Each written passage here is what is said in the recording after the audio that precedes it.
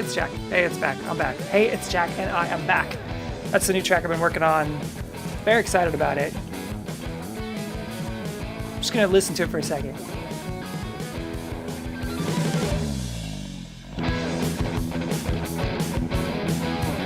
This is gonna be so fun to play live.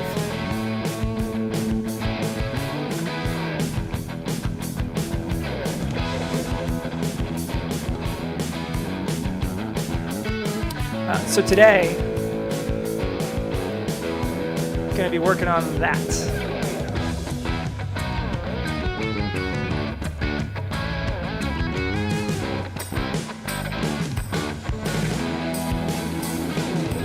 Oh yeah.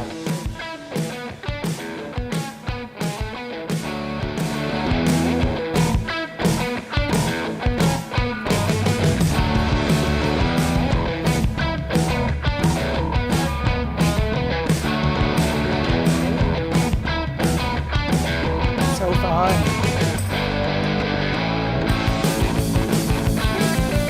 Need a solo here.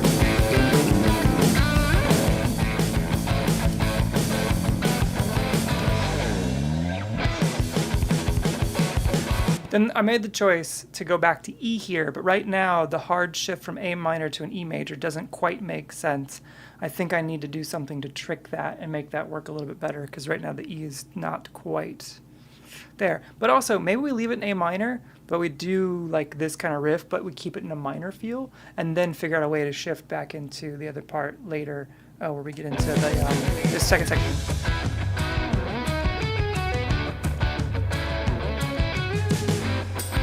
Hear me fail. I'm getting better at that riff. It's a hard riff to play. It's definitely one of the hardest things, one of the fastest things I've ever attempted to do, especially in recording. To do it live will be even crazier because I will just mess it up all the time. But that's how I get better. I write stuff that is too hard for me to play, just a little bit too hard for me to play a lot of times, and then I got to go execute it live. And then in that execution of doing it live and doing it all the time, you eventually start to get better and better and better and better and better. One of the things that doesn't help you get better is a guitar that will not stay in tune. Let's listen to this thing. Now this thing does not have new strings. This thing is, these strings have been on here for a while, and this has kind of been in the garage lately because that's where I've been using it the most, is in the garage. But let's take a listen to this Les Paul real quick. So this was my main, this is the first Les Paul I've ever owned. This is a 70s tribute Les Paul. I saw this hanging on the guitar store of I wish I could remember the name of the guitar store, in Iowa, I believe, coming off of I think it was a badminton show, to be honest. I was doing a badminton live stream, I guess 3 years ago now. And yes, so yeah, I saw this on the wall. I'd never owned a Les Paul before, but obviously Grand Kitten is very 70s inspired, this being the 70s tribute. It played so good. I don't think plug it in for too long while I was at the store. I just loved the way it played, so I didn't actually hear these pickups too much, and that's probably one of the things I actually didn't end up liking at first about it. These pickups are the Dirty Fingers pickups, and they're a bit too hot in my opinion, at least for most of what I do. I've come to find a place for them, and now I can't change it out, but I really love this guitar. I can't imagine getting rid of it. I actually did buy a 60s tribute just recently, because it was played beautifully, and I was like, oh man, is this better than my 70s? And I got it here, and it was not. It was pretty close. It was really nice, but ultimately I was like, nah, I gotta keep 70s tribute. Yeah, let's take a listen to this guitar real quick. Get it plugged in. So you can't see my session right now. Well, I guess I could show you my session. It doesn't really matter though. The point is we're gonna listen to it. I'm gonna tune it up real quick, and we're just gonna see what it's all about.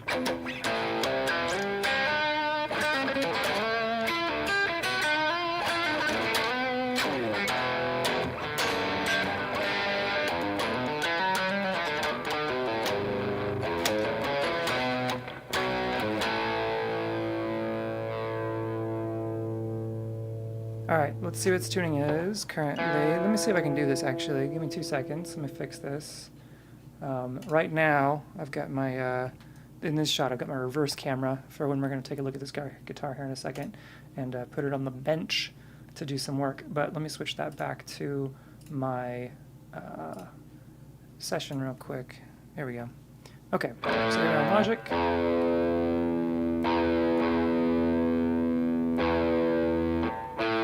Now, I'm not a guitar tech, not at all. I love playing guitar, but I've never really worked on guitars a ton. So this is gonna be, oh, you hear that?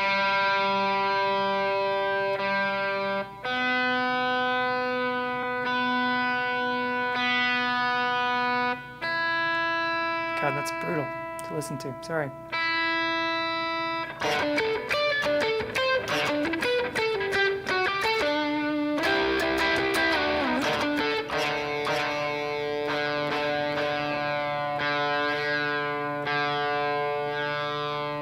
Man, we might have to adjust the nut a little bit. Do you hear that?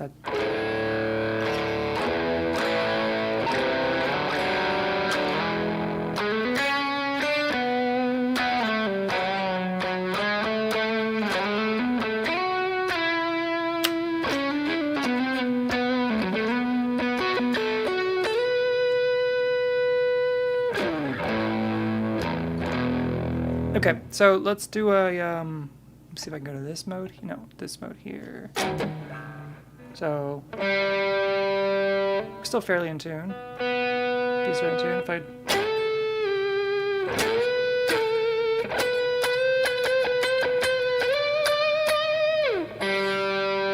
And we're flat.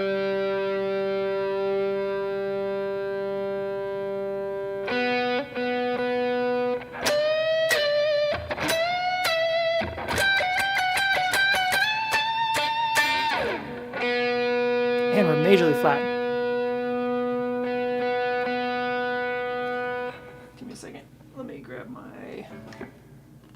Where's my seat booster so I can see the guitar better? So you can see the guitar better.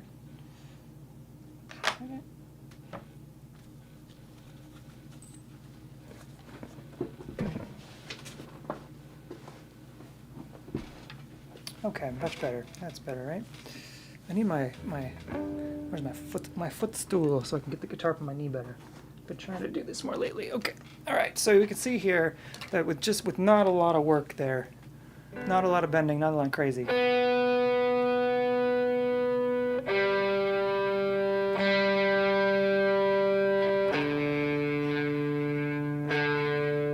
Here's the real question for you. If anyone in the comments, tell me with my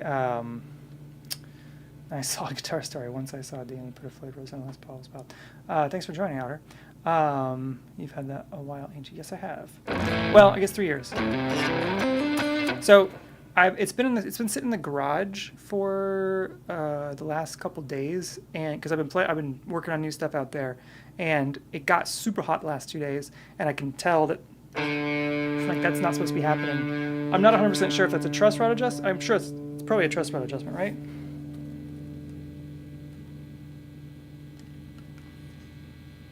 Where it's just been sitting in crazy heat in the garage for like the last day and a half, 2 days maybe, and I forgot to bring it in because I've been too busy. So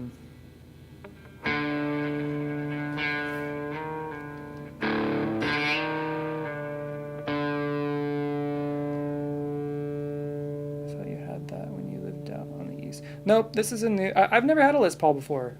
This is my first Les Paul that I've ever owned. I never saw myself as someone who would get into like Les Pauls, but with the Grand Kitten stuff, it made sense. I guess I've always had that Italia right there that you can kind of see in the back of the shot. That I had during the Hyper Machine days. Yeah, and that Italia is great. That actually, almost the entire first album was that Italia, except for Cold Hands of the Maker.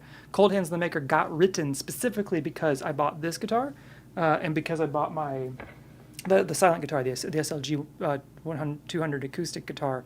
The acoustic, when I got the acoustic, I immediately wrote the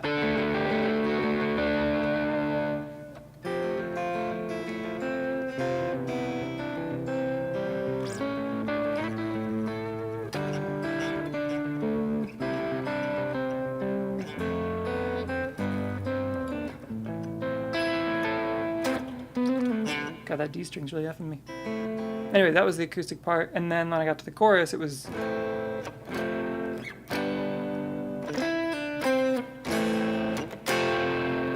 And then this guitar...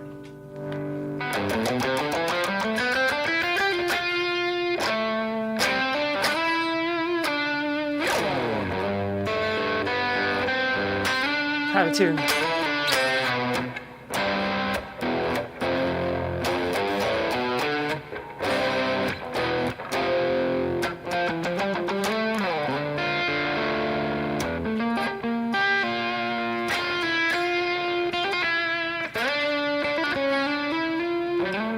So that was the basic of it. But like something about the hotter pickups of this guitar made me really dig in and get those, that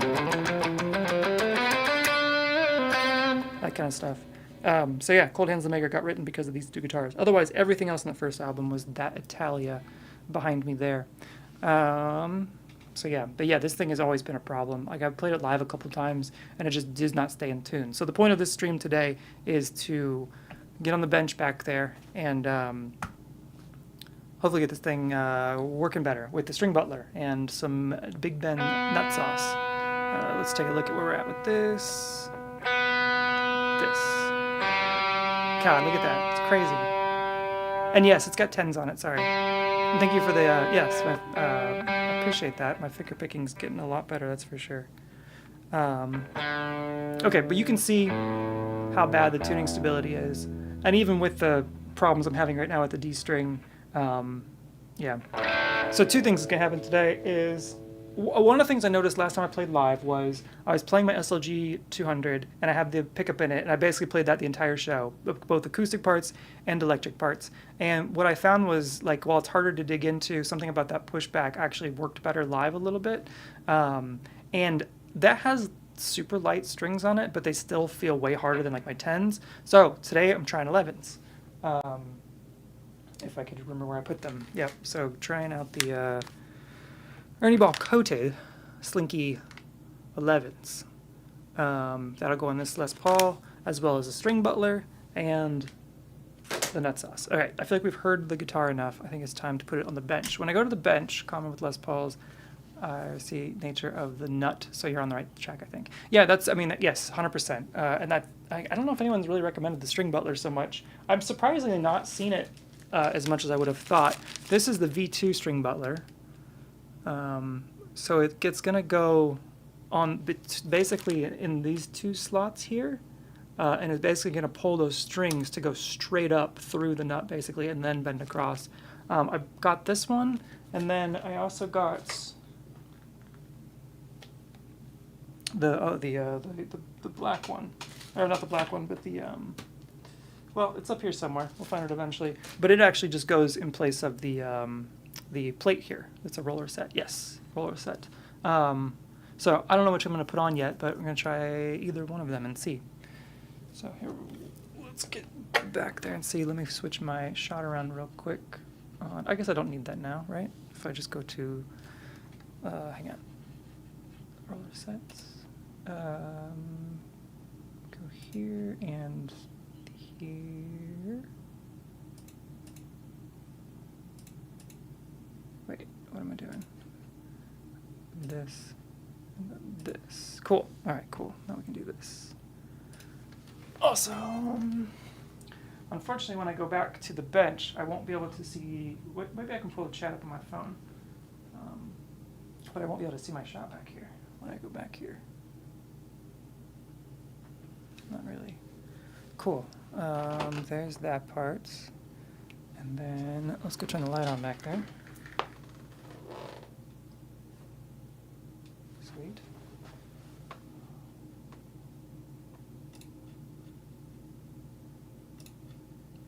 It's pretty impromptu right here. All right, bring a microphone over on this side. Make sure I can still see everything okay. Cool. That looks good. Let me find... I kind of had some stuff set up ready to go, and then I realized that I kind of also don't. So give me just a few. Let me grab my screwdriver. I have the silver one here. I've got my pliers. Somewhere up in here, though, should be. Once I get covered by. So I've got. Let me see that. Yeah, there's the Big Ben nut sauce. But before I try the Big Ben nut sauce, because the Big Ben nut sauce is kind of pricey. I think it was like $15 for the two. Maybe it's 12. I don't remember. I also bought. Let me open this up.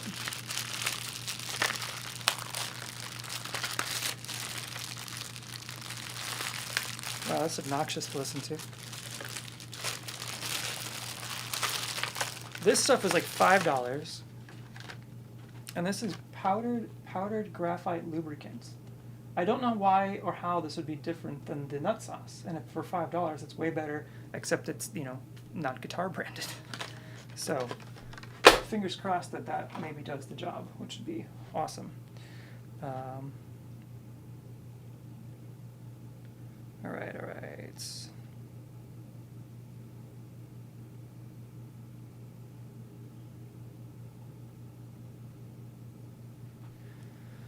Let me see if I can pull the chat up on my phone so I can see what I'm doing while I'm doing it. That'd be nice, right? Cool. Yep, I can. That's great. So I've got, be careful with the graphite. It's hard to clean up. Oh, is it? Okay. Good to know. Have you used the Big Ben's nut sauce before? Is it like, I guess that's one of the things I probably should have looked up. Like, is it different than the graphite stuff? Or is it different than the graphite stuff? Is it different than, yeah, this graphite stuff I'm about to try. And great notes, appreciate it. Alright. I think the other thing that oh no, did I not bring I probably didn't bring my string winder out here. I think it's in my garage.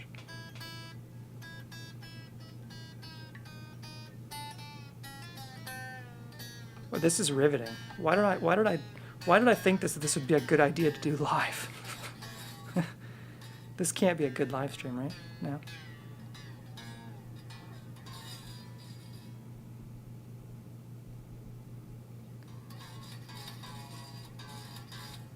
I should put on some can I do that? Can I put some music on? Maybe? Give me a second. Let's see if I can find this was a terrible idea. Why did I think this should be a live stream?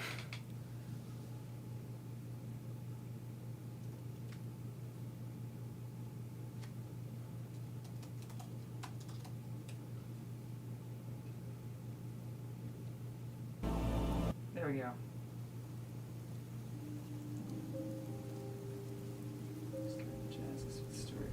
Okay, I'll attempt to jazz you with stories from the road. That'll be good. Is this like fixing guitar in Skyrim, maybe? No, this is what it was. Oh, that's better. This is so much better now. This was.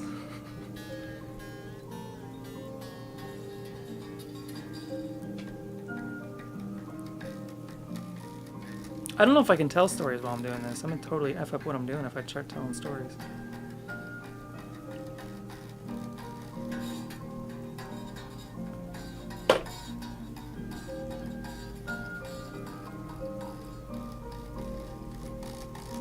Okay, that feels pretty floppy. I think I guess, does it matter? There you go, now you're on streaming. The question is, like, I guess I'm taking these strings off anyway. I'm going to put the lovin's on, so what am I doing? Why am I taking so much time to do this? That was way too loud. The real question is, I don't think I brought any of the right tools for this job, I'm not going to lie. That's okay. I guess we can just pull these all the way off then.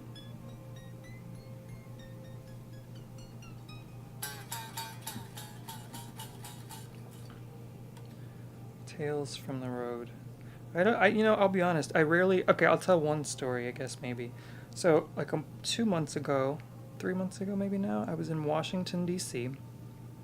I need a face cam so I can be telling stories better. Is it cooler to just see my hands while I'm talking? A couple months ago, I was in Washington, D.C., and I was doing a live stream called America Reads the Bible. It was a pretty crazy, definitely one of the hardest things I've done in a long time. It was an entire live streaming reading of the Bible. And as you know, the Bible, or as you may or may not know, the Bible is a very long book. And they read 12 hours a day. So we were live 12 hours a day for 7 days to pull that off. And they went a little long the last day. it took 5 days to read through the entire Old Testament, and then, or was it 5.5 days to read the entire Old Testament, and then a day and a half to read through the New Testament. So by the 6th day, we finally started the Old New Testament, and then finished the New Testament. It's pretty crazy to see that. First of all, I think, as you may or may not know, I'm very familiar with the Bible. I grew up a fundamental Baptist. I'm not something I practice, but it's something I'm very grateful to have learned and to know about and to have a good understanding of. It's obviously a big part of the Grand Kitten music, and it's a big part of what I think about. So it was cool to be a part of it, and it was cool to be a part of the type of people who are doing that event, because they are all, very spiritual Christian. Really, I'm not sure what to call them exactly, but they're more in that world, and that's not really a world I work in very often.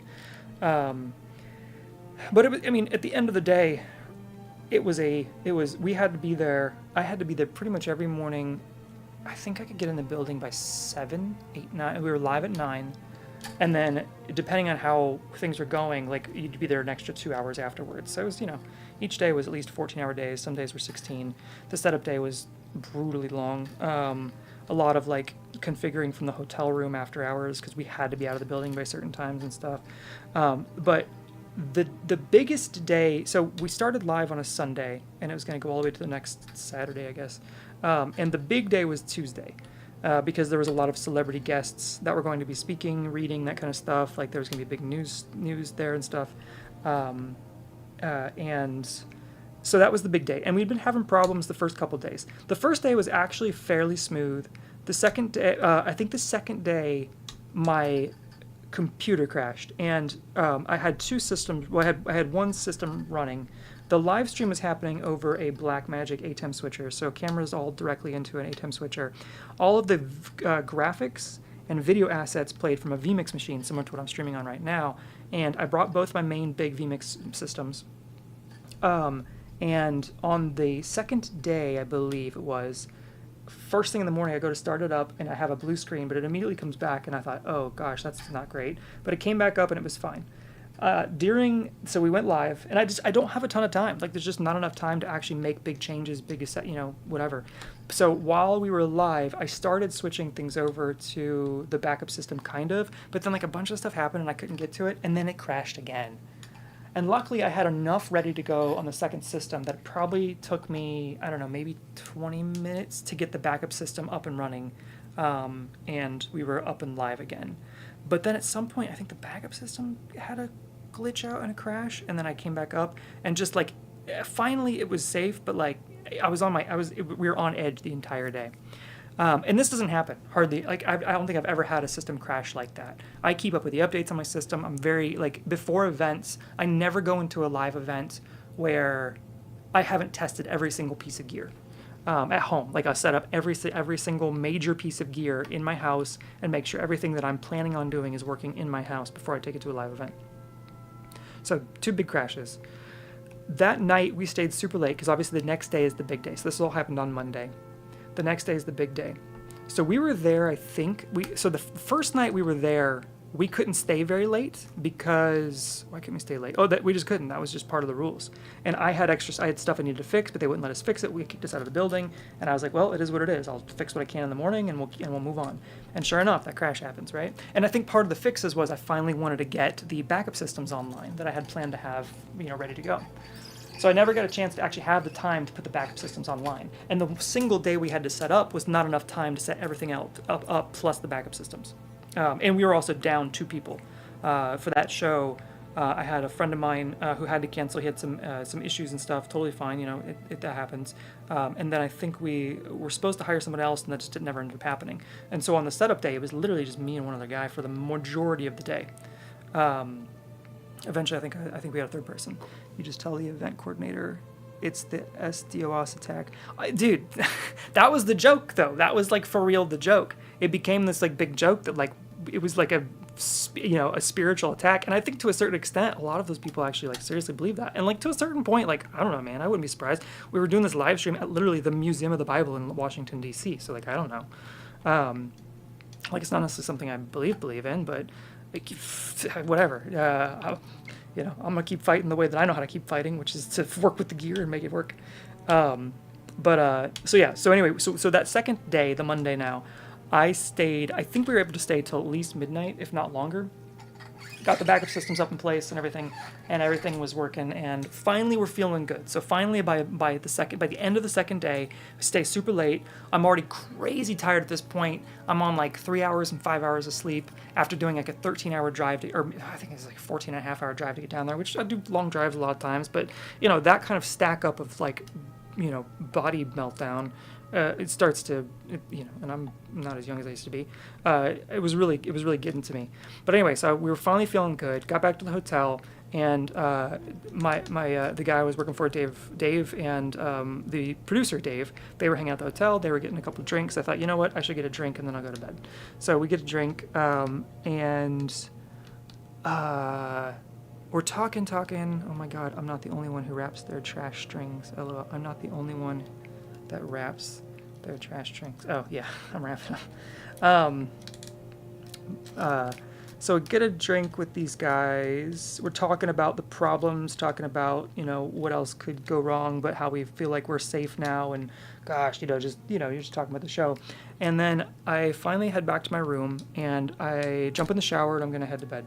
And in the shower, like, something about the Museum of the Bible location, like, I was getting, like, a ton of, like, just nose clog buildup and, like, major amount of snot and stuff. And in the shower, I went to, like, blow my nose, but I was, like, super clogged. And when I went to blow my nose, I blew so hard that blood came out. And I, like, basically, it felt like I popped. I mean, I don't know if it felt like it, but, like, I'm pretty sure I popped, like, a nose blood vessel. So the thing I haven't mentioned up to this point is my diet at this show. So far, pretty much on almost all of that show, I had been chugging Red Bulls, or I think Monster Energy drinks. I think I hadn't started on Red Bulls yet. I'd been basically chugging Monster Energy drinks. And at some point during the day, Dave gave me a vitamin that was like a B vitamin that had like niacin in it and like, I don't know, some other stuff. It's a vitamin. You're not thinking about it. You take it, whatever. I'd also been taking a bunch of Tylenol, which I don't usually take Tylenol. I usually take aspirin because I had some major headaches, just a lack of sleep and stuff. And between the Tylenol and the niacin, this nosebleed that started would not stop. And I've never had a nosebleed that just doesn't stop, and it just kept going. So I was holding my nose, I was plugging it like crazy. And about like 45 minutes into this nosebleed that wouldn't stop, and I'm just like soaking through, bath tissue after bath tissue and stuff like that. About 45 minutes into it, I finally called Dave. Luckily, he was still up. I went down to his room, and we just started AI researching it. We looked up hospitals first, and like the options in DC were just very, very bad options. Like everything was busy, all the places had bad wait times, and like I think what would have happened is if I'd have gone to any of them, I basically would have been stuck there until like the next day, who knows when, and I wouldn't have made the show. And the next show, obviously, the next day is the big important part of the show. So yeah, this nosebleed wouldn't stop. Long story short, because I feel like I'm losing track of the story, we finally read, he went and bought some stuff at CVS that was supposed to like freeze up the blood vessels or like shrink the blood vessels with like freezing them a little bit and stuff.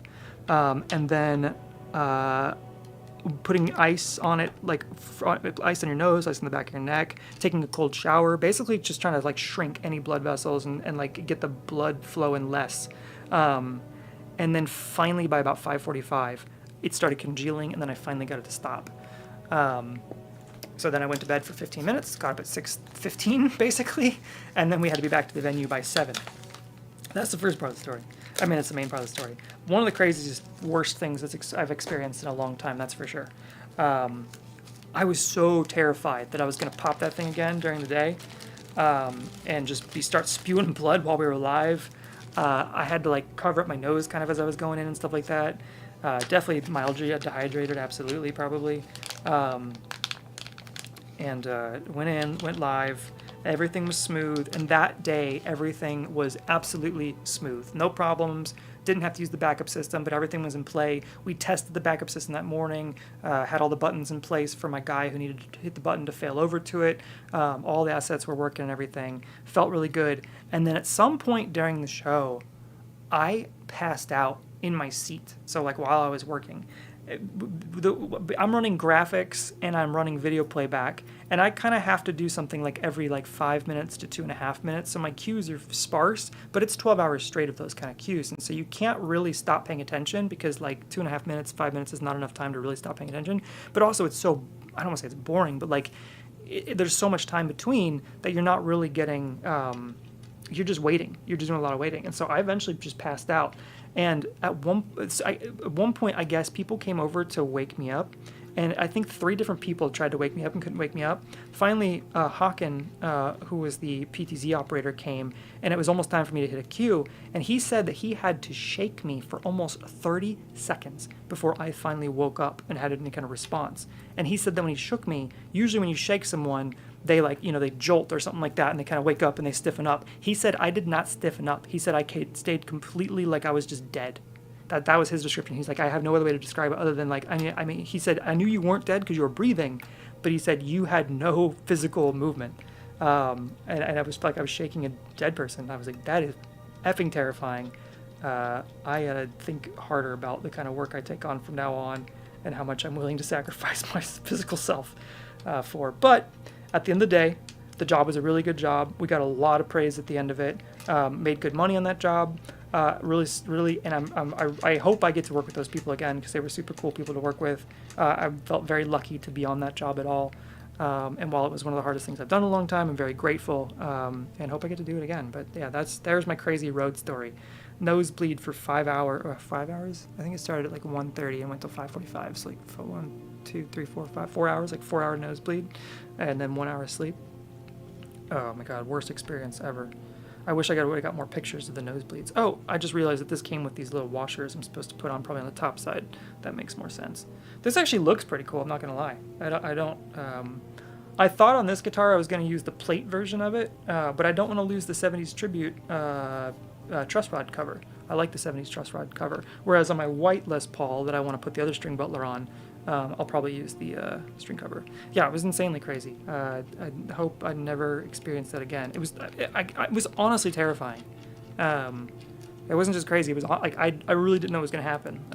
I finally read that like when it comes to nosebleeds, if it's not pools of blood, you're more okay. And while it was constantly gushing, not gushing, it wasn't pools of blood. So I was like, all right, well that's not as bad. I think the other part that was what was the other part that was crazy? Oh, at one point I went to lay down, thinking that if I went laid down, it would stop. And I realized that when I laid down, it basically just started going down the back of my throat and out of my mouth. So, not great. And I definitely the next day was not full. I wasn't throwing up, but I was definitely gagging a little bit because I'm pretty sure I swallowed a little bit of that here and there, but it was the worst. It does add to the aesthetic of shark. Yeah, it's really cool. It looks really nice. I wasn't sure what I wanted to get, because I obviously have like I thought I'd try and get the clear one, but I heard a lot of bad reviews on the acrylic one that it might crack.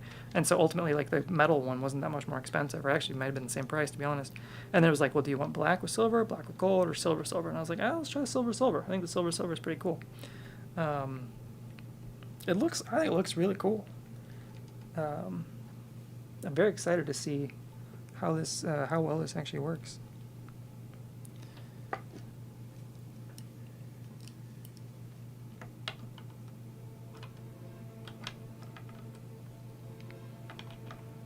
That was my crazy road story for the year.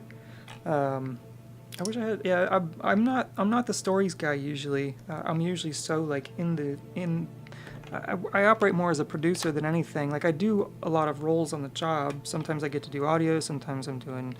I rarely ever do switching. Usually I'm an engineer, kind of building everything. But I'm kind of producing it as an engineer, to where I'm overseeing pretty much all of it, the entire show, and like I'm the person that makes sure everything happens like it needs to happen. And so I usually don't get to do the jobs I would like to do because I kind of have to oversee more stuff. And that's okay. I mean, that's part of it. But it's hard for me to have the stories because usually, like, when I'm on a job, I'm on a job. I'm not really hanging out. I'm not going out to eat with people very often. I'm rarely ever getting drinks. And I'm working like crazy. It kind of sucks that it covers up the Les Paul thing, but it's fine. I think it looks really cool. Let's see if I can get a shot of it on camera like this. Can you see that? Does that look nice? So it's unfortunate that it covers up the Les Paul a little bit, but it does have a cool look to it. All right, let's see. Okay. Up next is the... Oh, I guess we should get the nut sauce ready. All right. Yeah, as I said, oh man, these I'm realizing now how I probably need to wipe all this string down and everything. Like this very gummed up in between the frets. The frets themselves, I mean, honestly, this almost like needs a fret job at some point. A lot of the fretting is like bent down in the places where the string is at. I don't know if it's from me or from the last guy. I bought this, so apparently this guitar was owned, I think he bought it new.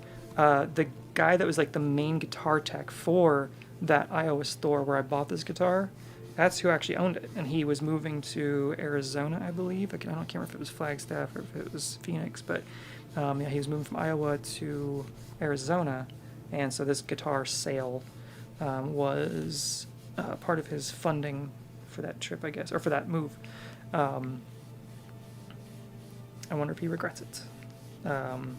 But the price on this was great. I mean, I don't know if it was crazy. I guess this is what they go for, but I just never seen the tributes really, and I didn't know the price of the tributes. But when I saw it on the wall, I liked the look of it first. I've always loved the tobacco dark sunbursts. Not the orangey kind, but the one that actually is just kind of more of a two-tone than a three-tone. I guess there's just a little bit of a three-tone on this, but and then also the 70s tribute.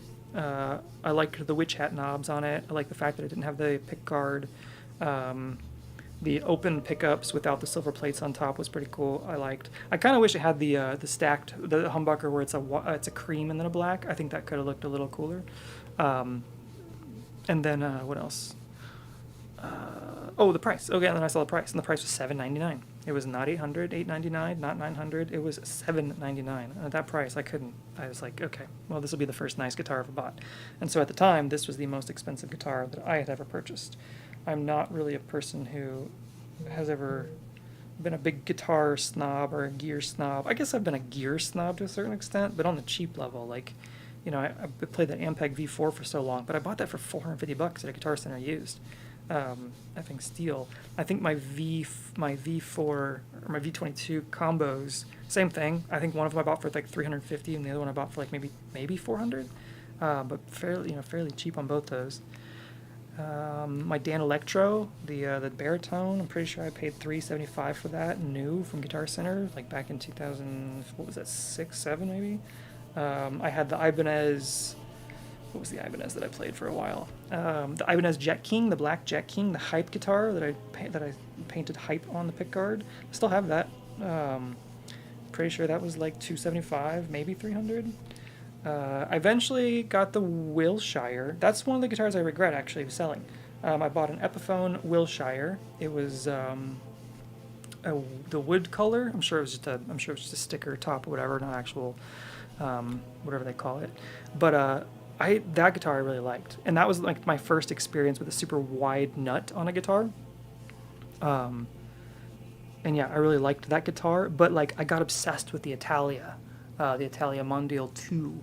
I don't remember where I saw it or how I saw it or how I came across a picture of it, but I scoured the internet for it, eventually came across a post on eBay of someone selling it for $550, and at that point, that would be the most expensive guitar that I would have ever bought, is the Italia. And that Italia usually, I think, went for like $900, like newish or whatever. And used, I think I'd maybe seen one or two pop up for like $750, $800 range, but that would have been too expensive for me at the time. And when I saw it pop up for $550, that was even a little bit of a stretch, to be honest. That was when I was working for Indiana State, doing the video work for Indiana State and stuff.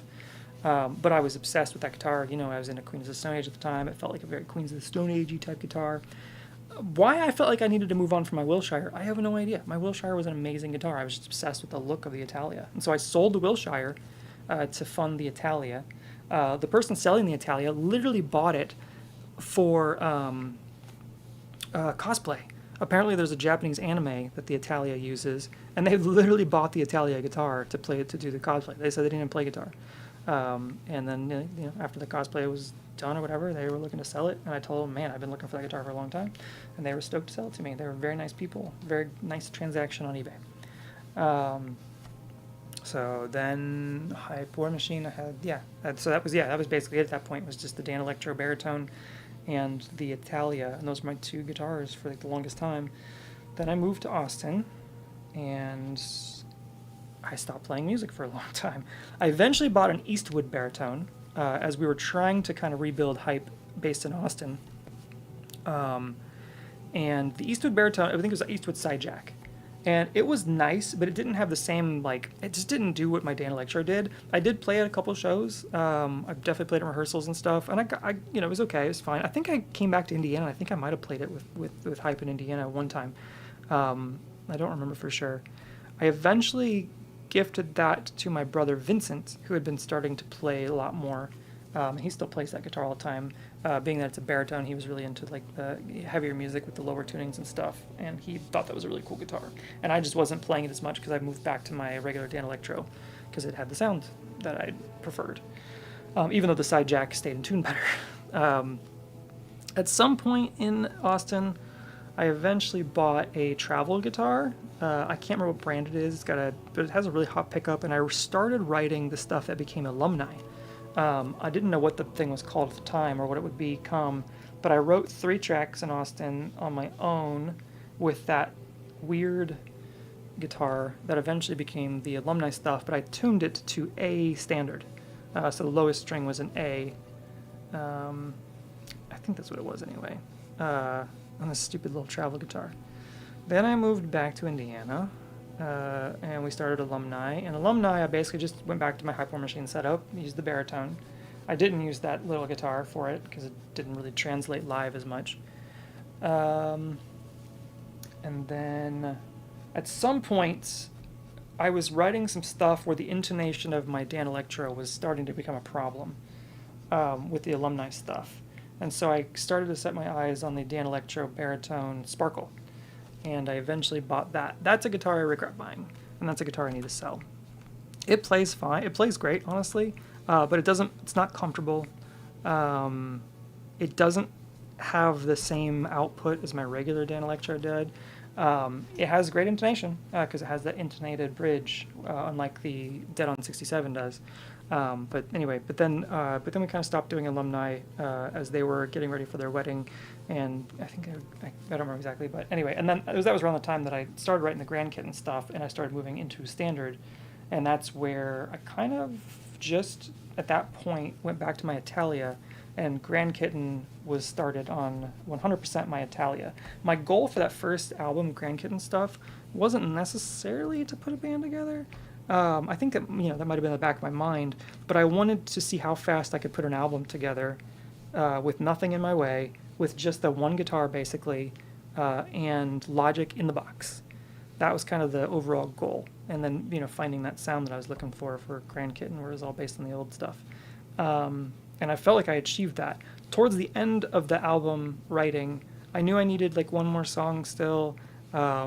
And I eventually, that's around the time that I bought, like I said, this Les Paul and then the SLG 200 that allowed me to write Cold Hands the Maker to fill out the album and put that out. And then, around that time, the band had kind of started and we were going. And then this became the most expensive guitar that I'd ever purchased up to that point. It's at $799. Somewhere during the live process and setting up for live shows, I played this guitar, I played the Italia. And when I started programming the light show, I felt like the aesthetic that I was going for with these guitars was not matching what my light show was doing. I did some test shoots in the garage where I had the light show going, and it's all these cool, bright colors, and it's really pretty.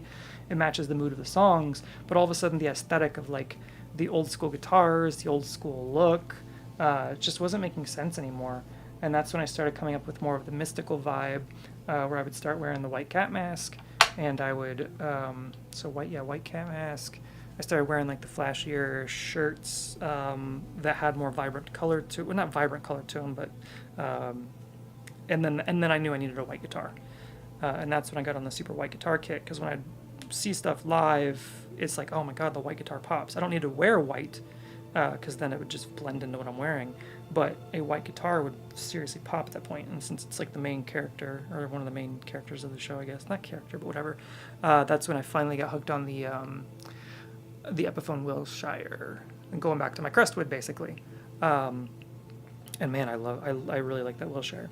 Unfortunately, the Wilshire just doesn't have great reliability live. Like it also go out of tune, which I'm curious to try a string butler on the Wilshire, to be honest, because that might actually fix some of my problems. But with the way that it's built, I can kind of show you. You tell me what you think about this.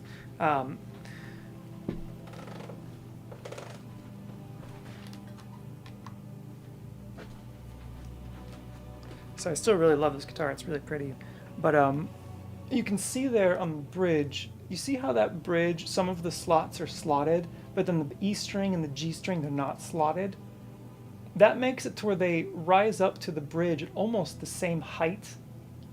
And what I found was a lot of times my high E string was just slipping off the bridge. And then also my low E string started slipping off the bridge. Now it wasn't this bridge at the time. This is a different bridge that Jake from Jaguar put on for me. And he did some work on this to make it better, and it's definitely better now. I still need to change a couple of things, whatever. But this used to have the not plastic, but the nylon, and then this E string would keep popping off constantly live, and I was having a lot of problems with that. I didn't like the mini buckers either at first. I've come to really like the mini buckers now, but it can't do everything the Grand Kitten stuff wise. It's kind of too low of an output. But I may bring this guitar back to the fold at some point. I'm not 100% sure yet. I'm definitely not going to sell it. But that was another cheap guitar, which is nice. I think that was like $375, $415 maybe, ish. Oh, we're getting there.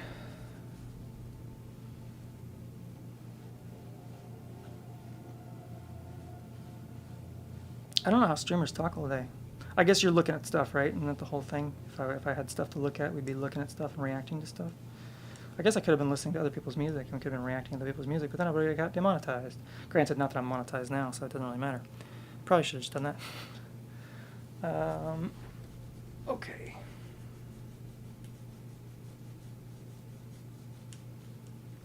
I'm excited to try 11s. It's been a long time. I think my Talia right now has 9s on it. I thought I was going to go less and less, but I've actually gone more and more. Or I guess live, right? So I guess it's live guitar versus studio guitar, which that makes sense. All right, graphite powdered lubricants. So let's, does the Big Ben's nut sauce actually have anything about it on it? Let me see real quick.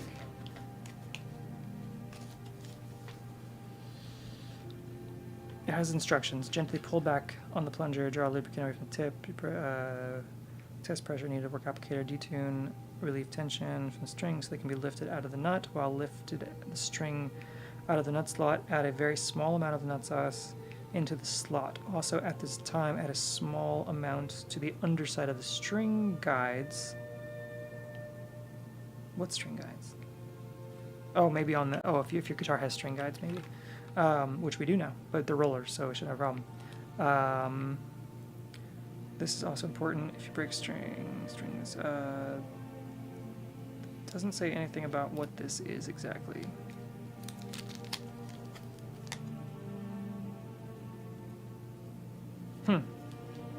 Okay. But this is definitely powdered graphite lubricant, so guards against sticky corrosion and dirt buildup, greaseless and odorless. Use year round. Directions: shake dispenser, remove cap, snip off tip of the tube with scissors, insert tip of the tube into the key slot, or apply desired surface, squeeze gently. Toxic. Do not breathe the dust. There you go. In case you need to read that for yourself. Screenshot that. Okay.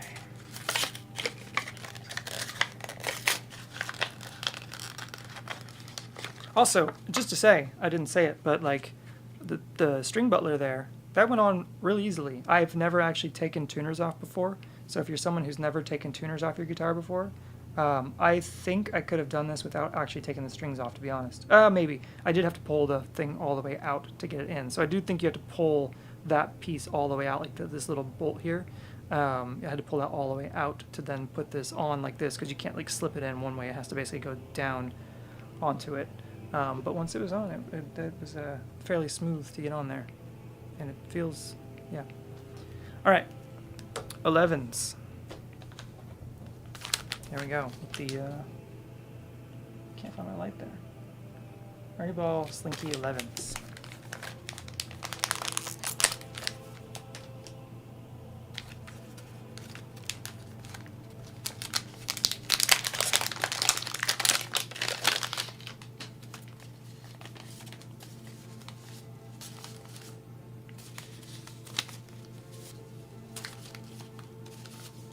When you guys put your strings on, which direction do you go? Do you start with the high string and then go up, or do you start with the low string and go down? Or do you start in the middle and go out?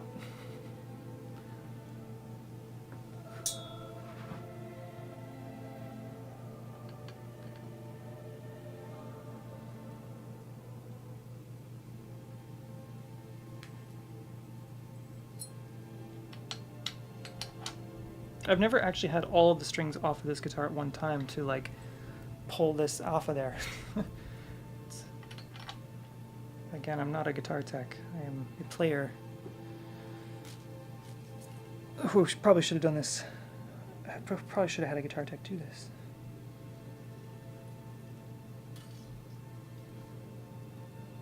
Alright, so first string, just go direct. Do wraparounds, up and out.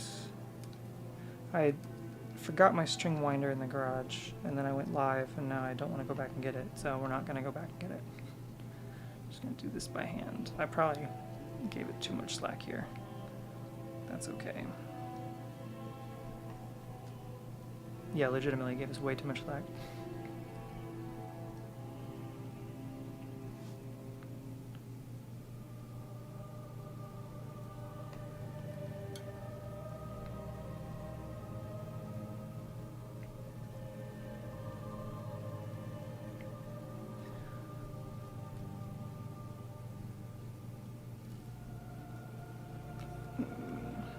Maybe this video will be my first cut down video. I've been talking to my wife and some close friends about starting to clip farm my material, my live streams. I don't know if I'll ever be someone who tries to like construct videos. You know, I've worked in live production my entire life, and live is easier for me than producing content. But I feel like this would be an easy video where we have a goal. We're going to test the guitar. We tested the guitar earlier in this live stream. We listened to the sound. We saw how it was not in tune, didn't stay in tune. Now granted, we hadn't changed strings quite yet, so that could have been part of it, but it was pretty clear it was not staying in tune. The B string or the G string. And we put some new stuff on. Now granted, I probably should have been doing a test where we do it without the nut sauce and then with the nut sauce, or maybe with just the nut sauce and then the big and then do the big bend. So this is not a scientific test. Which one works better for you, I don't know. But the nut sauce is cheap enough, or at least the graphite stuff I'm gonna try. The graphite stuff is cheap enough to just go buy it and try it. The big bend, I will say, the big bend is definitely a little pricey. Like these big bends are like, what are they, 40 bucks a piece, something like that. It's not crazy, but it's enough that it's like, if I was younger and didn't have the disposable income, and you know, didn't have the extra income I have now, I don't know if I call it disposable, but the play around money that I might have now with the amount of work that I do, killing myself on those big trips, getting the nosebleeds. This is my nosebleed money right here, going into this, what do you call it? The string butler. I don't know, it'd be hard to recommend, but at the same time, maybe you don't own a Les Paul if you don't have... I feel like if you own a Les Paul, you probably have enough money for a string butler. Let's put it that way. The real question is, when I wasn't using Les Paul, like let's say I just had the Crestwood that I showed a second ago, right? Would I recommend it for that? And I think that if I was having problems with the Crestwood and I would have come across the string butler, and that's my main live guitar, yeah, I probably would have bought the string butler. I think for 40 bucks, if it fixes the problem, then absolutely. Because to me, that's one of the biggest problems. And it's the main reason that right now I'm considering just playing my SLG 200 live. So my Yamaha silent guitar, which I really do enjoy playing. I put a pickup in it, and because we have a lot of acoustic stuff on the new album, and I go back and forth between acoustic and electric so quickly, it makes more sense to just use that. And it's harder to play. It's definitely harder to do the solos and stuff, but it stays in tune no matter how hard I hit it. Like it's actually difficult for me to take it out of tune. And so at the end of the day, it's like if I'm playing live, especially when you're talking like outdoors, in the heat, in the main environments and stuff, in the harsher environments and stuff like that, you know, the tuning becomes like the priority over honestly the sound to me at that point. If the guitar doesn't stay in tune, then all of the mods that you did on it, whether it be like really cool sounds on your you got sick humbuckers, putting out some super hot outputs, or I don't know, whatever else you might have going on. None of that all your pedals, your amp, all the sound, none of that matters at all if your guitar doesn't stay in tune. And so I'd much rather have a guitar that stays in tune, that I have to make some sacrifices on the sound for, than otherwise. Oh, you know what? I just realized I didn't put the nut sauce on yet. Or not the nut sauce, but the graphite stuff.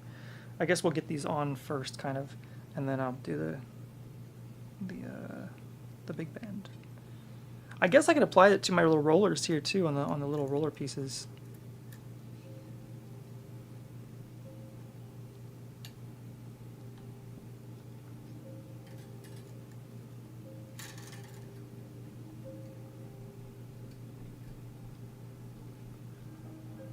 Oh, we've already gotten through a full cycle of the Skyrim soundtrack. This is my favorite track on this Skyrim soundtrack. It's the Nocturne. By far my favorite. And if you're looking for a great playlist on YouTube, search for Skyrim Rain 10 hour nighttime. That's what this playlist is from. No idea if it's monetized or not, but if it is, it probably does very well for itself.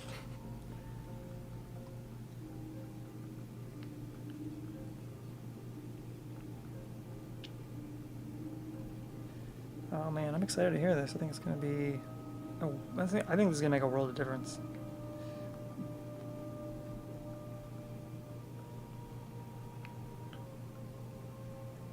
And then here's becomes the real question. So before I started this live stream, I was doing a really dumb thing where I was trying on different outfits to play live. I'm still working on what the Grand Kitten Album 2 aesthetic is going to be live. I don't think it's going to be a continuation of the last show cycle for the first album. And I just bought the white Les Paul Tribute that was in my last video, and we'll compare it to this here in a second. It's got the P90s in it, and I have the sense that that's going to become my main live guitar. But I got a feeling it's not, because I feel like those P90s are really going to screw me live. Shaking the graphite. I'm really curious to see what this is going to do or seem like. This may be a terrible idea, by the way. I have no idea if this graphite's going to do the thing or not. Let me read the instructions one more time, just make sure I don't screw myself here. So it says, shake dispenser, remove cap, snip off tip of tube with scissors, insert tip of tube into key slot, I guess it's if you had a key slot, or apply to desired surface. Squeeze gently near center of tube to dispense. Gently apply carefully to avoid staining. Use only on washable surfaces. Gosh, there's a lot of things going on with this. I have no idea what this stuff's going to be like. This might be a total failure. Let me grab my knife to cut the top of this real quick.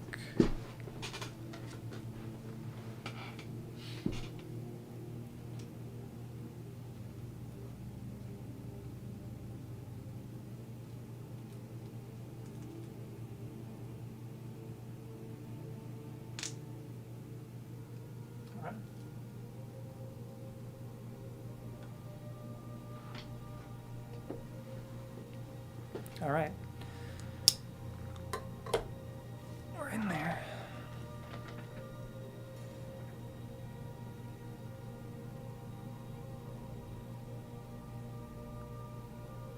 Here's the real question. I mean, it just looks like pencil, right?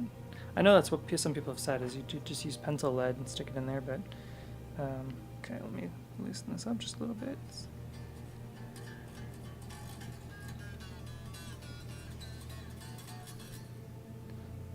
Might as well just do it on all of them, right? Is that, am I crazy?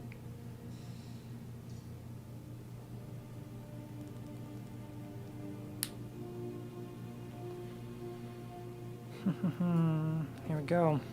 Graphite lube.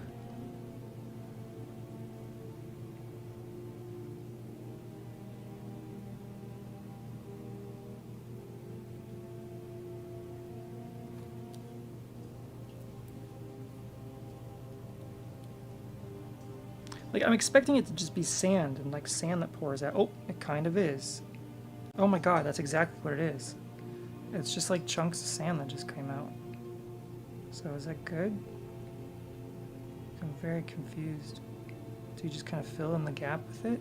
Well, again, this isn't really made for guitar specifically, so maybe not. Okay, I'm gonna call that good. Move that there actually for a sec. I'm gonna put that down. I'm gonna scrape some of this excess out with my knife, maybe. Oh, I wish you could. Can you see this? You probably can't see this, can you? My major fail in here. Okay, I can scrape it out with my knife just fine. So can we put this on my fingertip, maybe? And then, like, just stick it in the hole? Not really a hole, but the slots? This makes no sense to me at all. It's kind of just like sand. Maybe not sand exactly, but... Give me a second. Let me change the shot so you can see this better.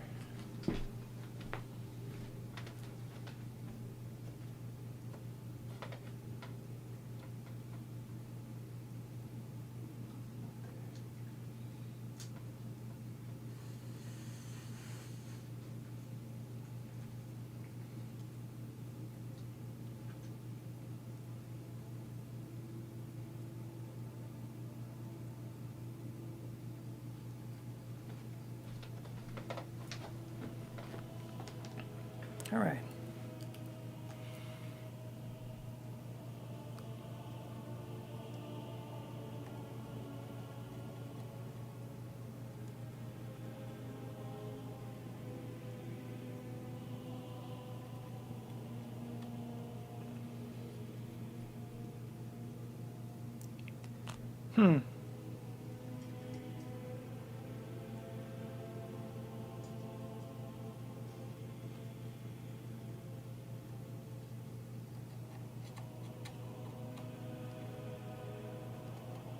It's like a...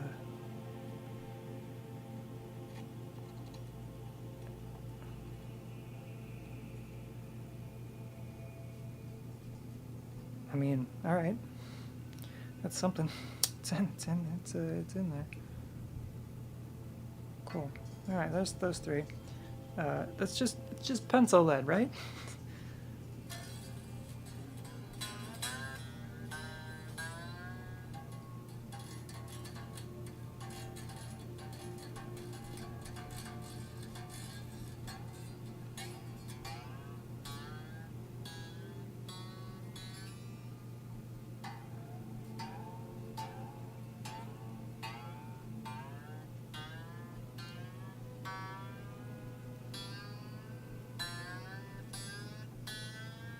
All right.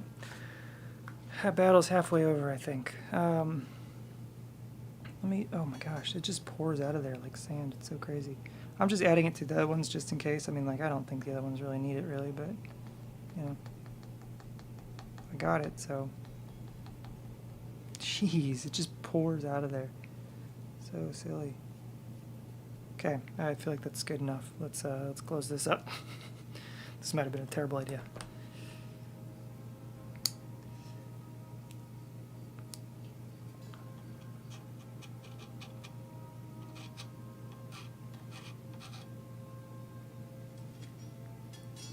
All right.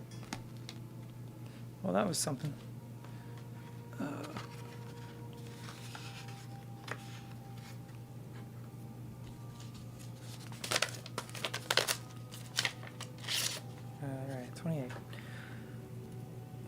strings on, and then we can see, does the 70s tribute stay in tune? And if it does, here's my thing. Here's my thought with this. If this stays in tune, and I don't know if it's going to be the nut sauce or if it's going to be the, I'm going to guess it's going to be the roller bridges. Why doesn't I mean, I get that there's the look, right? But you have all these other, what do you call them? What are the, like the future, not the future guitars, but like the robot, like not the robot, but like, I was just watching a Trogley video earlier today where he was talking about one of their modern guitars, the modern. It's like, cool, why don't you put this on your modern guitar? Now maybe it's because they didn't make it and there might be a patent on it where, you know, the guys who make this, the string butler, have a, you know, nice little patent on it and whatever. But still, man, if this makes your guitars work. But at the same time, you know what, that being said, you know, if people keep buying them and no one ever says anything about buying them and having a problem with them, then like, why should Gibson change it? Did I just put this string on backwards? I feel like I just did. This should be going the opposite direction. Well, no, I didn't put it on backwards, but I think I wound it backwards. What is happening here?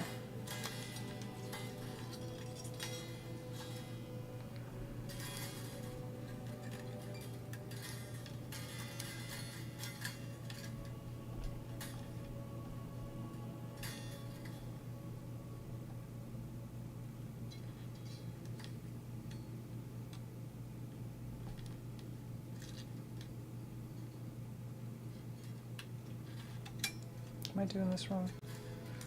Something about putting the guitar, I think I'm putting this completely on wrong, but that's okay.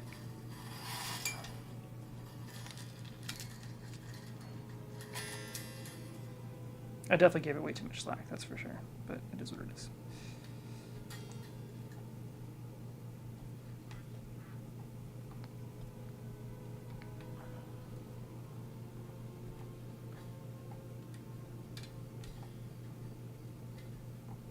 But yeah, I feel like while Gibson doesn't need to do it to sell their guitars, it would be a lot cooler if they did.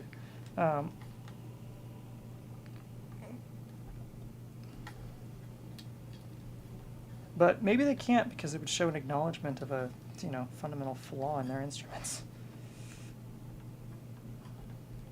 Wow, this is one of the worst windings I've ever done. That's okay. That's okay.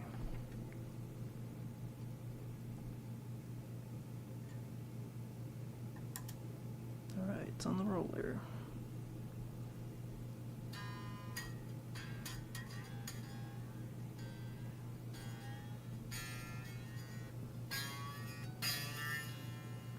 So we still have the problem with the D string having some issues, but that'll be maybe a problem for another day.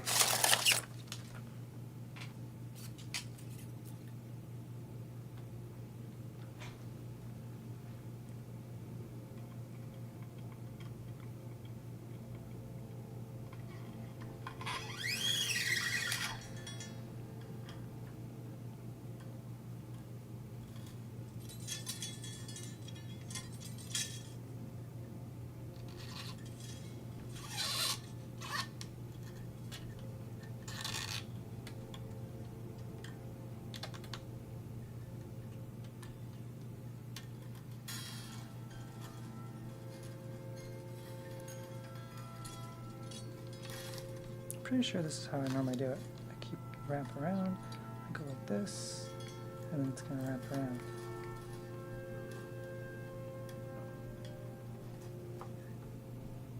If I'm doing it wrong, tell me in the comments.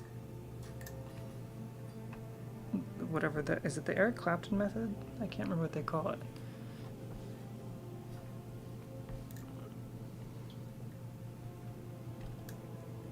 Where you loop the string back and through. I feel like I learned it once and then I never know if I've actually done it correct because I don't know if I wrap it the right way.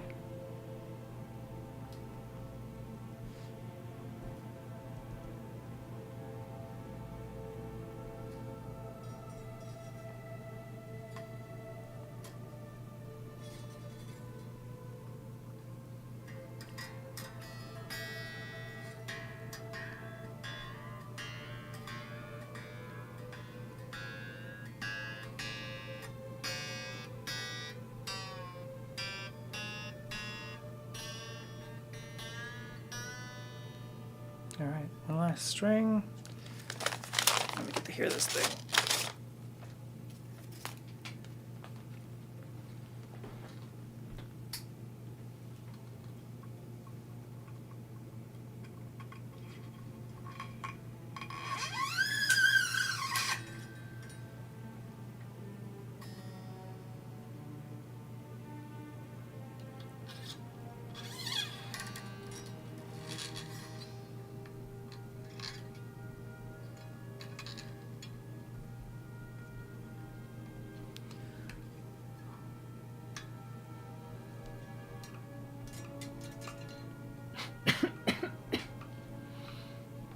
Excited to have this almost done.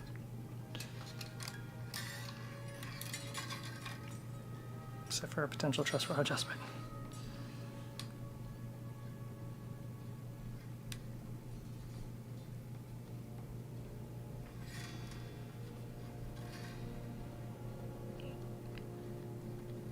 I do have a tool for this, but I left it in the garage.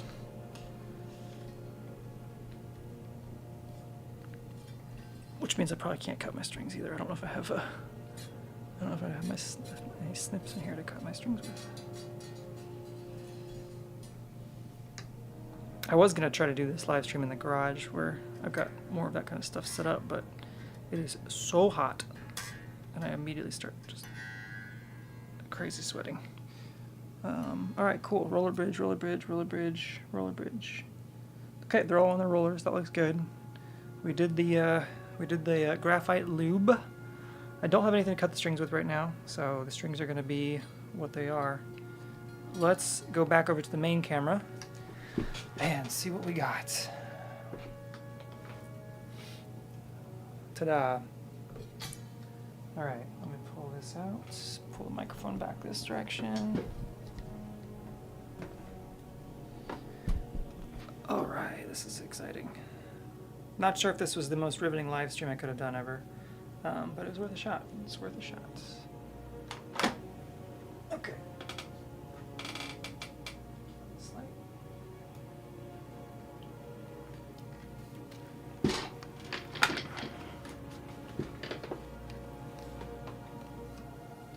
Let me set up my...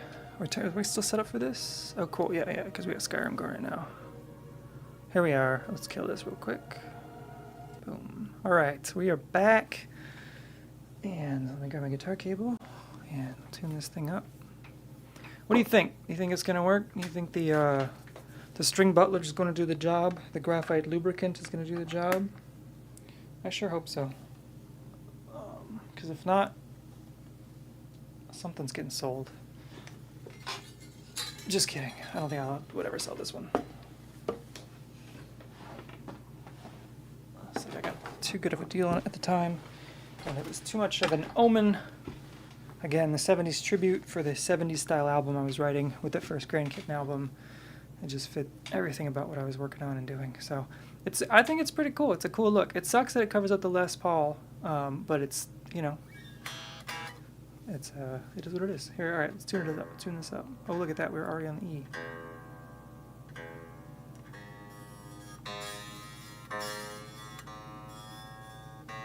So this is also my first time trying 11s. So this will be interesting. Not my first time. It's been a long time since I played 11s.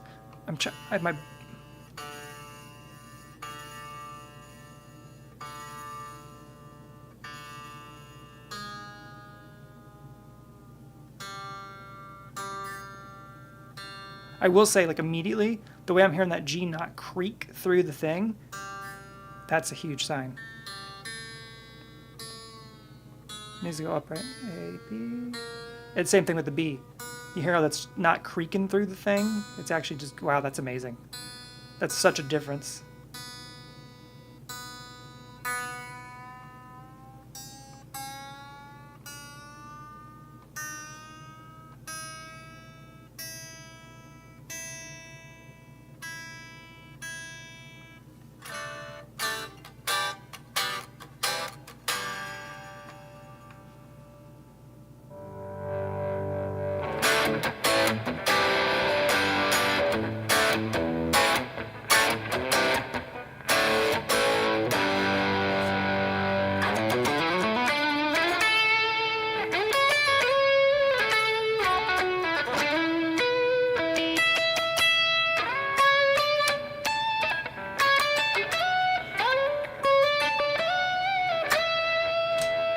a sec. Okay, so one thing I'm noticing is I'm getting a little stickiness on there. I need to put a little nut sauce on my fingers. Oh, hey, I found my other string butler. It was sitting in front of me. I feel like this was the right move. I think that for this particular guitar, because like this one could have been cool. This is the truss rod cover version, so it just replaces the truss rod cover. So it's a much easier install on it. I got the all black one, so it'd be a little more discreet. But I think that it would be a disservice to this particular Les Paul because it has the 70s tribute truss rod cover. I don't think I would have covered that up. I think this works okay. I think, if anything, I'm going to try and use that one on the white Les Paul tribute. That might be the better move.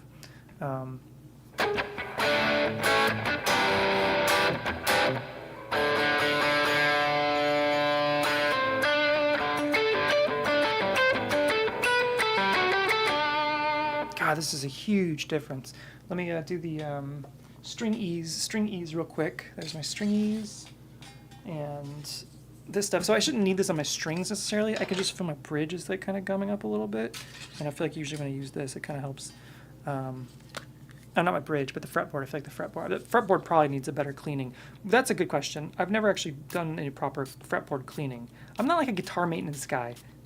I'm not I'm a guitar player. I play live. I write songs, but I'm not like a guitar snob maintenance person, which is terrible. That means my guitars are not treated the best, and I probably should be better about that. Let me turn this down so it's not bad. I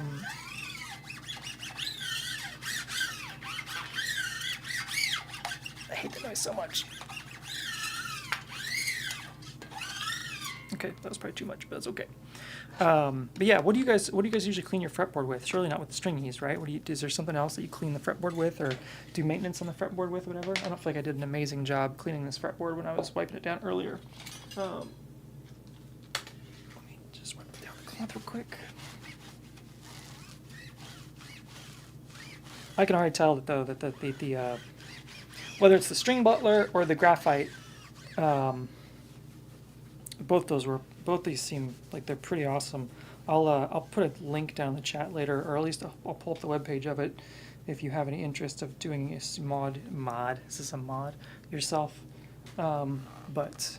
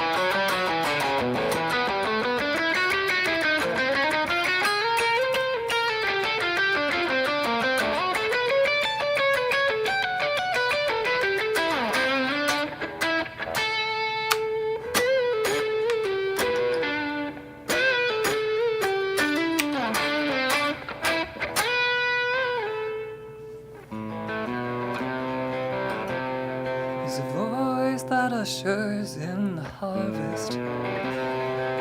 He's the truth that protects us in the field. Yeah, right there, always sounds out of tune. So much better.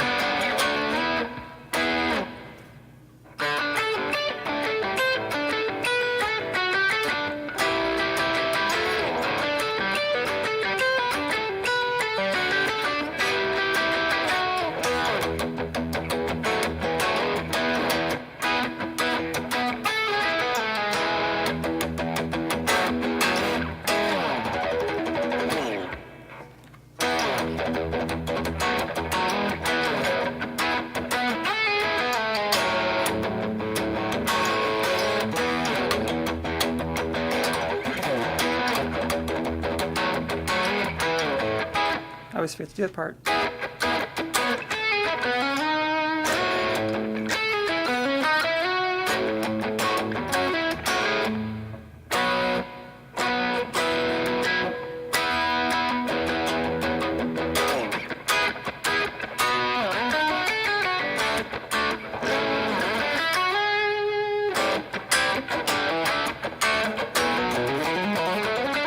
Oh my god. I don't remember that run.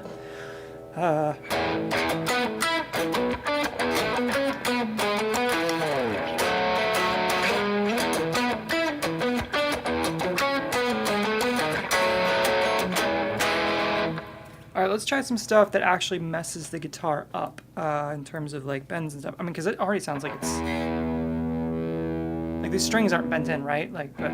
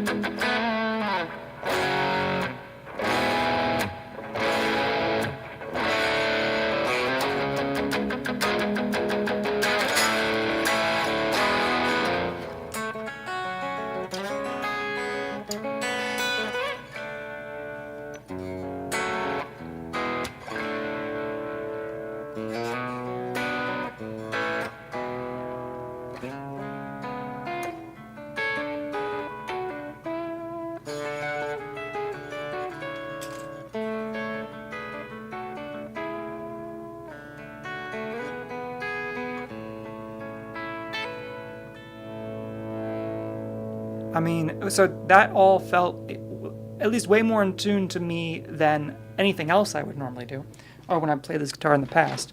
It's probably out of tune again a little bit, just due to the fact that like we just put the new strings on it.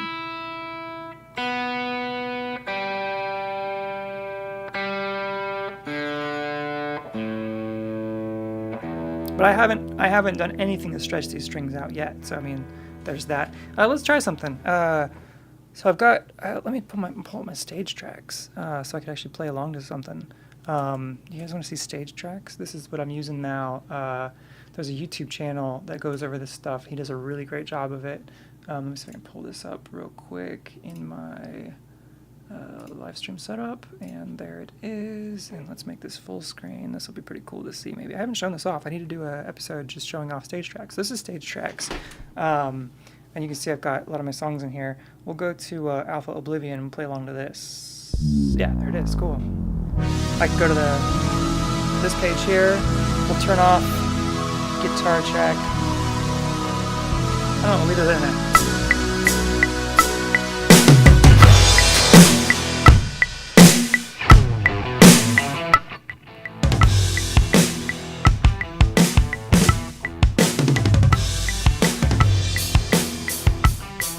Oh, I think because it's connected to my inner audio interface, the other tracks are going through different things, so I'm just getting like the drums and the bass. Whatever.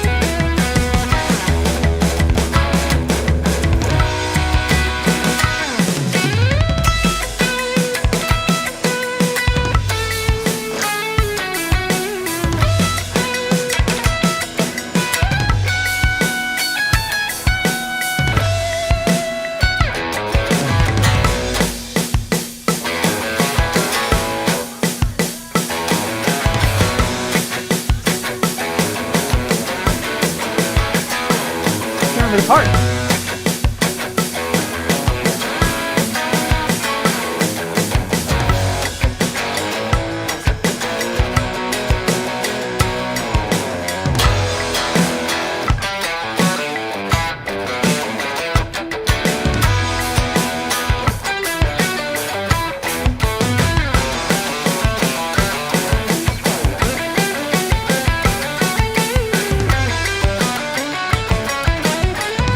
Take my hand, walk with me into oblivion. Standing at the cross, been here all my life, heading for your shadow to move and reveal to me the light. Waiting on your resurrection, waiting on my side. You did not fall, but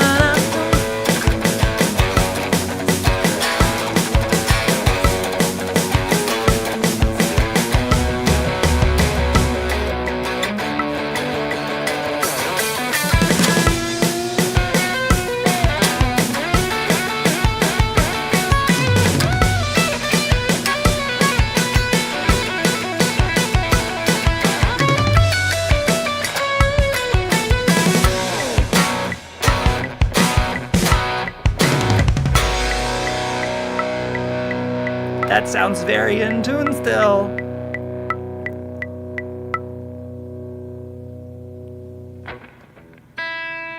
A little off on the B. G's right there with it though. Like it's, dude, and I haven't stretched these strings out at all. This was totally put them on fresh, tune it up once, and we just played a song live. My E string is not on the saddle properly.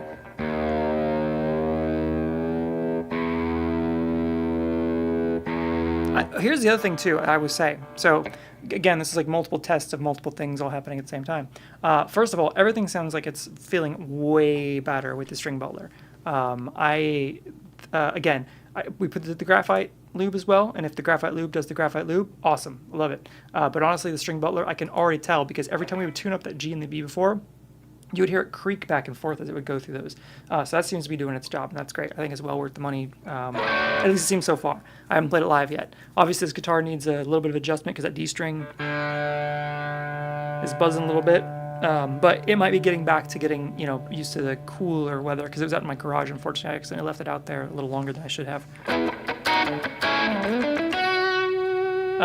But this is playing like a dream, and with the 11s, that's the thing I was going to say. The 11s feel so much better. I don't know if I'd want it for writing as much, but for like studio work like this, whatever, for live. I don't know if I want it for studio, but for live, I think this is the move. Let's try another track just for fun. Rain and Flood could be fun, right? Let's do Rain and Flood, or that'd be probably it, right? So Rain and Flood, let's give it a shot. Here we go. Oh, I haven't added the new, I need to add in the new, what do you call it? Dang it, I can't think, my brain's not working at the moment.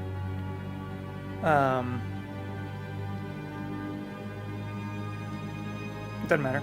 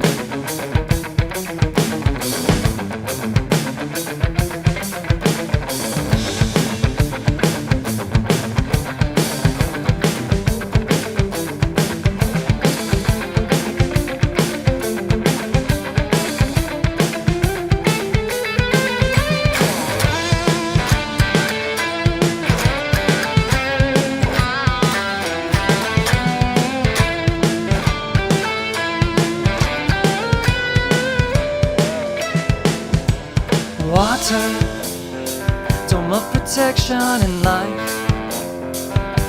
How could you betray us, falling on our faces? Perhaps what the old heretic said was right. Would he truly destroy us? Millions of lives, the regret he had made. He cut down our forest to build this enormous boat that could keep us all safe. And now you won't let us sing.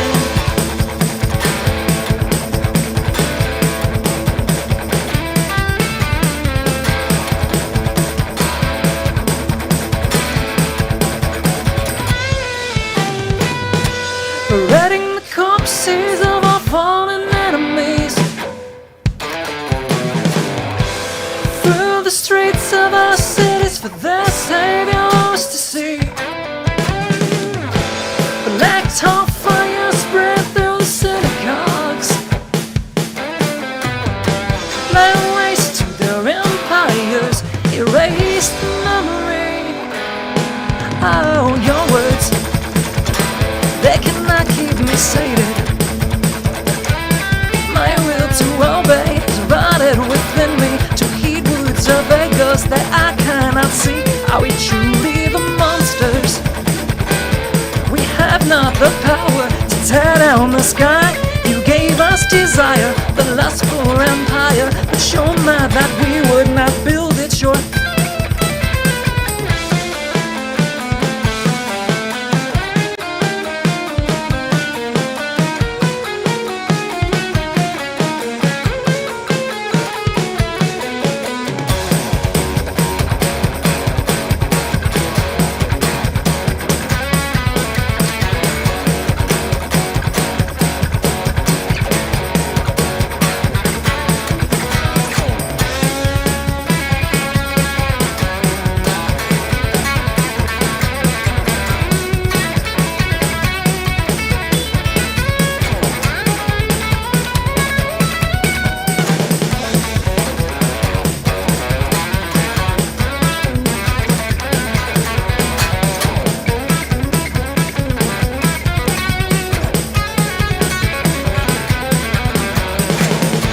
Parading the corpses of our fallen enemies through the streets of our cities for their saviors. Let our fire spread through synagogues and waste to their empires, erase the memory of arrogance.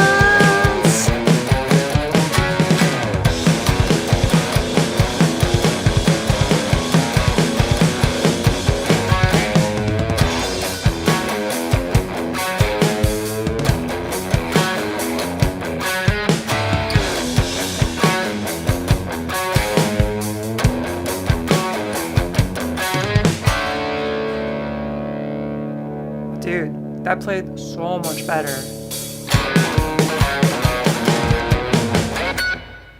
Dude! Alright, tuning check. Here we go. Okay, E string's down a little bit, sure, that makes sense.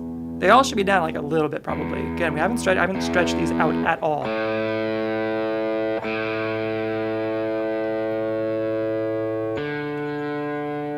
That's awesome to see, because the D string on me on this guitar would F all the time. Look at that, G string in tune. Are you kidding me? In tune, G string. B string. All right, little out, that's okay. Again, haven't stretched these out at all. The reason I think that's crazy is because we do this bend at the beginning of the solo.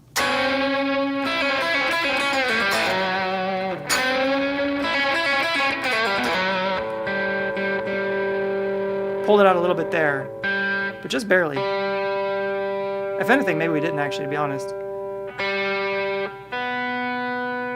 So yeah, I think, I have a hunch, got a feeling that if I just tune this thing, if I just stretch these strings out, we're probably solid.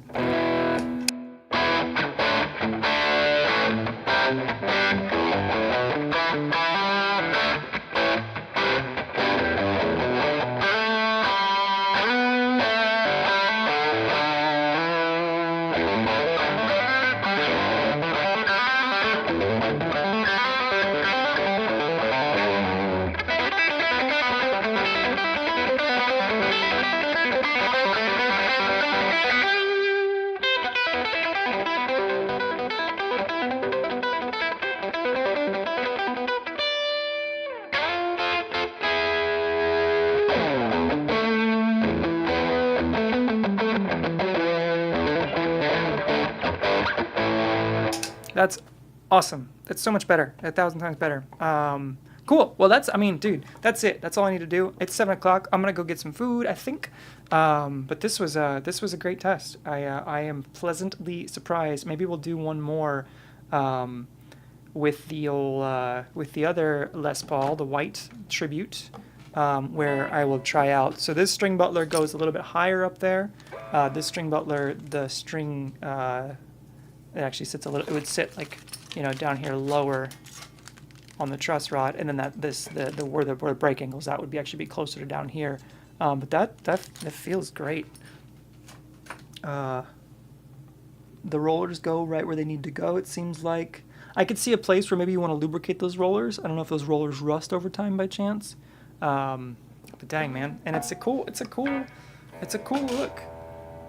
Like, right? Like, I think it actually adds a bit of coolness to the guitar. I mean, especially since it matches. Like, if I had the Grover or the not Grover tuners up there, but since I got the chrome, not chrome, but the silver tuners up there, it kind of adds a little bit of a cooler look to it. Matches some of the chromish down here, whatever.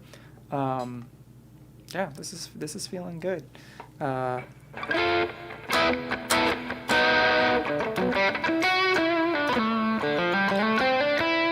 And 11s, man. I think 11s was the way to go.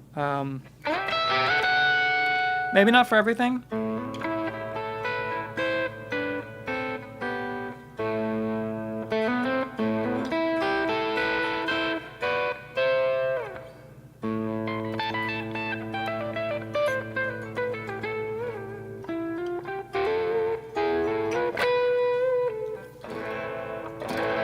Something pulled out of tune there.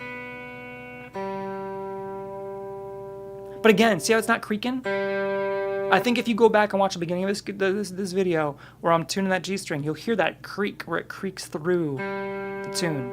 And it is not doing that at all anymore. So now...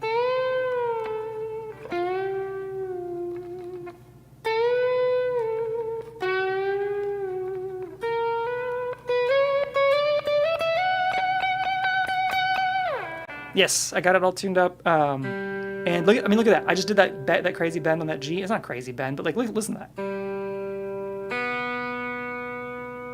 And like, yeah, when I tune it up, you don't hear that creak where it creaks through. And I didn't when I started this. I don't know if you've been away for a little bit, but I didn't stretch the strings at all. So the entire time I was just playing and stuff, it didn't.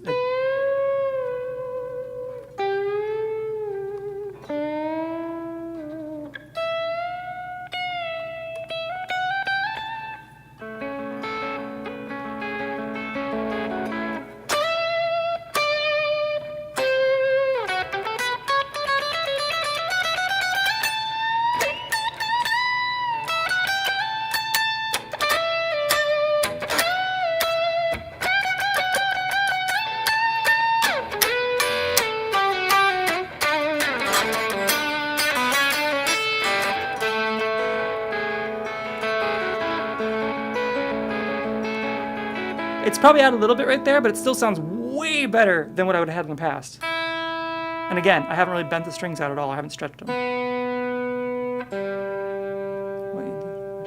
I have not had a chance to check them out yet, to be honest. Like, I assume she's nailing it. I can't imagine they'd hire anything less than, someone who could totally pull it off.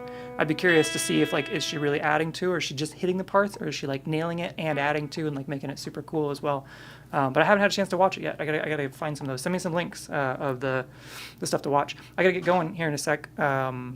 It is 7 o'clock, and I gotta go get some food for me and my wife. But thank you for stopping by. I really appreciate it. I think this was a success. String Butler, success. I think next time we'll do the String Butler bridge cover on the white Les Paul Tribute and see how that goes. But man, I dig it. I think this was the way to go. I'm not 100% sure how much of it was the String Butler or the graphite, but regardless, it's cheap enough. Get both, $50, and your Les Paul is in tune. See you next time. I heard you saying a little prayer to me. I saw you looking up for a sign to see. But I hear faith, it just don't work that way. Come lay your burdens at my door. Trade in your pain for my love. Let me shower you with blessings you've not known. Surrender your heart, give up who you are. Follow me out of the dark. Just call my name and be saved. Everything that's wrong inside you will change if you glorify my name. Would you receive my grace? I found you without outstretched arms, staring at the sky, searching for me. I heard you crying out as loud as you could scream.